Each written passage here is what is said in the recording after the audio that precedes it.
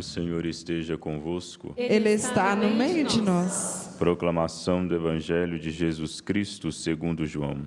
Glória ao Senhor. Naquele tempo disse Jesus a seus discípulos: Como meu Pai me amou, assim também eu vos amei. Permanecei no meu amor. Se guardardes os meus mandamentos, permanecereis no meu amor, assim como eu guardei os mandamentos do meu Pai e permaneço no seu amor. Eu vos disse isso para que a minha alegria esteja em vós e a vossa alegria seja plena. Este é o meu mandamento: amai-vos uns aos outros, assim como eu vos amei. Ninguém tem amor maior do que aquele que dá sua vida pelos amigos. Vós sois meus amigos, se fizerdes o que eu vos mando. Já não vos chamo servos, pois o servo não sabe o que faz o seu senhor. Eu vos chamo amigos, porque vos dei a conhecer tudo o que ouvi de meu Pai. Não fostes vós que me escolhestes, mas fui eu que vos escolhi, e vos designei para irdes e para que produzais fruto, e o vosso fruto permaneça. O que então pedirdes ao Pai em meu nome, Ele vô-lo concederá. Isto é o que vos ordeno: amai-vos uns aos outros. Palavra da salvação. Glória a vós, Senhor.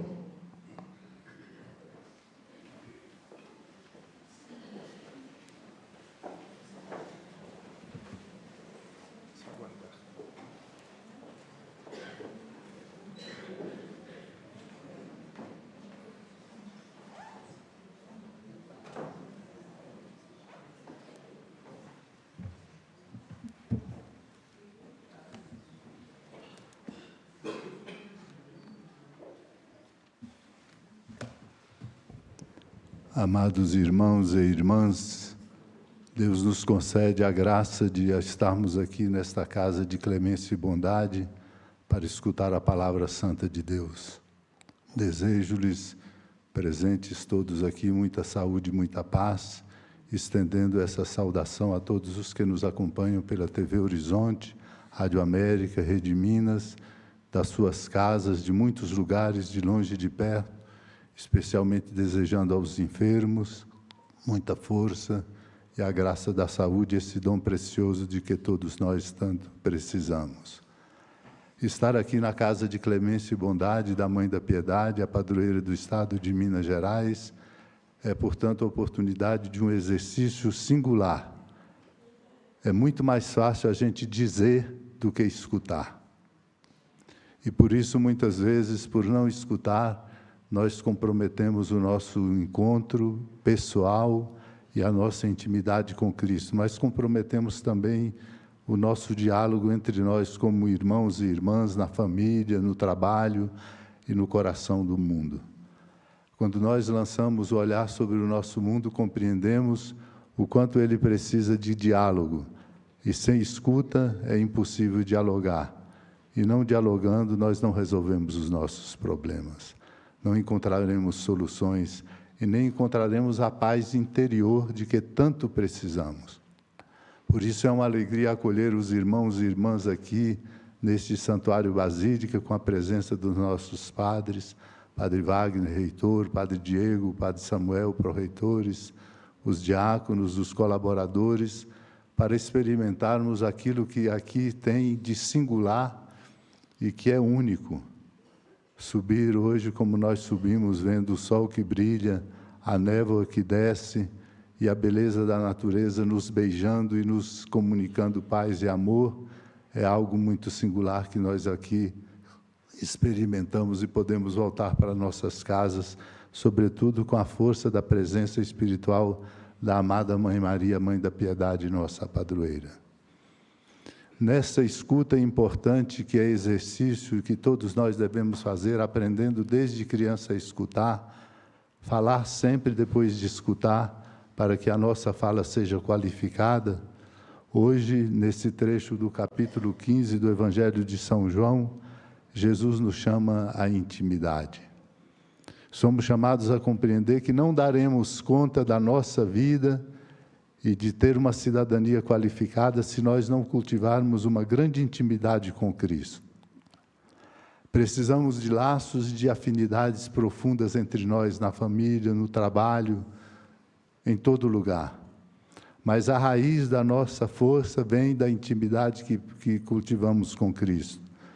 Por isso, neste capítulo 15, chamado o capítulo da verdadeira videira, em que Ele é a videira, o Pai é o agricultor e nós somos os ramos, Ele, nesse versículo 9, nos diz: como o Pai me amou, assim também eu vos amei. Permanecei no meu amor. O Senhor nos mostra a qualidade do amor que nós somos chamados a experimentar. Não é um amor qualquer, não é qualquer afinidade, não é qualquer sentimento, é o cultivo de um amor verdadeiro, participando do amor dele. Por isso, na sua maestria, Jesus ensina aos discípulos este caminho, e o faz apontando como fazer a experiência de intimidade com Ele para produzir um efeito forte em nós, nos mudando, nos transformando, nos qualificando. E esse é o nosso maior desafio. Os desafios são muitos na vida. Os desafios do trabalho, o desafio do entendimento, o desafio da convivência, os desafios da saúde física, da saúde moral e espiritual e mental. Mas o nosso maior desafio é uma intimidade profunda com o coração de Deus. Esse é o único caminho que nós podemos viver.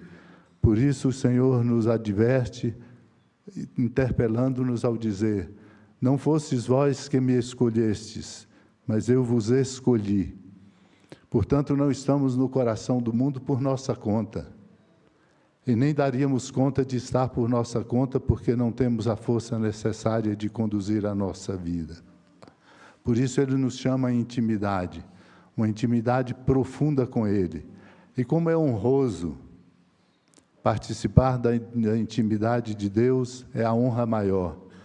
Nós nos honramos com muitas coisas, quando alguém nos reverencia, quando alguém nos faz um favor, quando alguém nos acolhe, quando encontramos com uma pessoa que gostamos.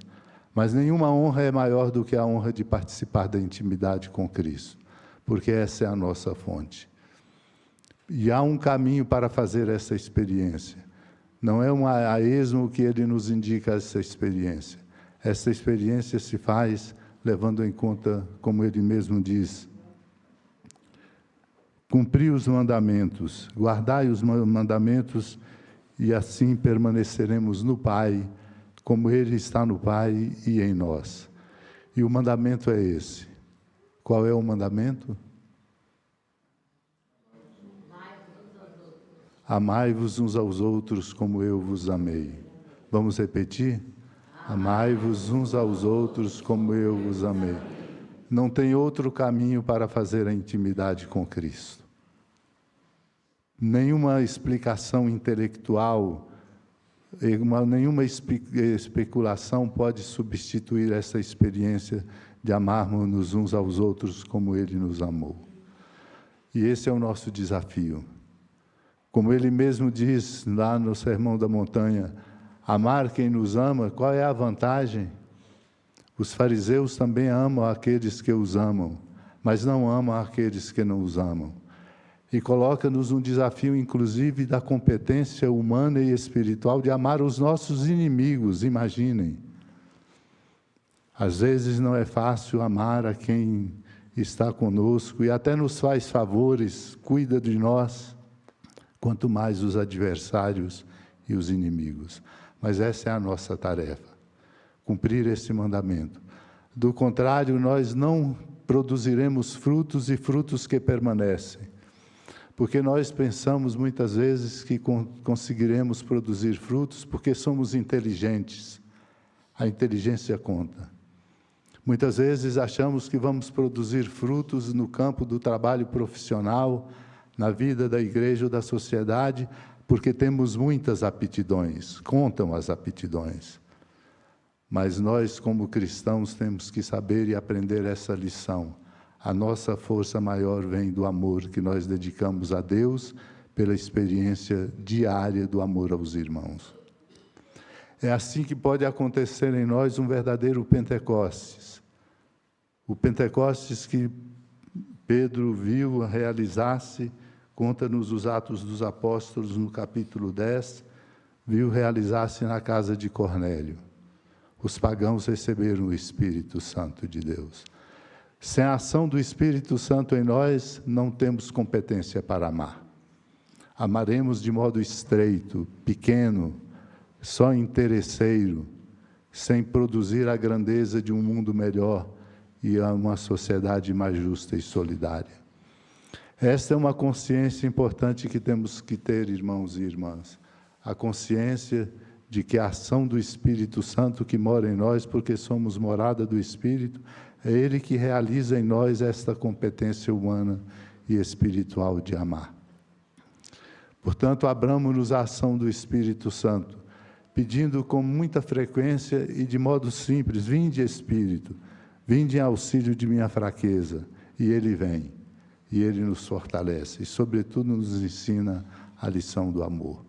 Mas há ainda uma outra indicação importante e bonita nesse exercício de aprender a amar. Tomo aqui da primeira carta de São João. É um princípio fundamental, quando ele lembra falando do amor. Foi Deus quem primeiro nos amou, e não nós que amamos a Deus em primeiro lugar. Se esse princípio valer o tempo inteiro, nós seremos capazes de perdoar, de relevar os limites humanos dos outros, de sermos generosos, inclusive para quem se fecha a nós. Deus nos amou primeiro, não fomos nós que primeiro o amamos. E nós devemos, sobretudo, nos assombrar com isso. Imagine se Deus não nos ama. Se Deus tira-nos o seu amor, que seremos de nós? O mundo mostra isso em cenários vergonhosos de pobreza, de exclusão, de guerras. Quando não vale primeiro o amor de Deus que nos amou por primeiro, nós nos perdemos. Portanto, esse é um princípio fundamental que temos que ter presente o tempo inteiro, porque nós somos muitas vezes orgulhosos, nós somos muitas vezes soberbos, somos indiferentes ou não temos a competência do sentimento de perceber o que é importante e o que conta. Por isso precisamos nos voltar de novo a esse princípio. Foi Deus quem me amou por primeiro. Se Deus não me amasse por primeiro, eu estaria perdido. Perdido não só no rumo da vida, mas perdido inclusive na vida eterna, dela não participando. Estaríamos no verdadeiro inferno neste tempo e depois da nossa morte. Somos chamados, portanto, à experiência importante e bonita de amar a Deus, que nos amou por primeiro, para amarmos com competência humana os nossos irmãos, abrindo-nos sempre à ação do Espírito Santo de Deus. Que essa palavra, amado e amada de Deus, nos toque profundamente e nos qualifique, porque a vida só vale a pena viver se for uma vida para amar e demonstrar gestos de amor para com os irmãos. Deus nos ajude, a Mãe da Piedade nos acompanhe e nos inspire. Amém.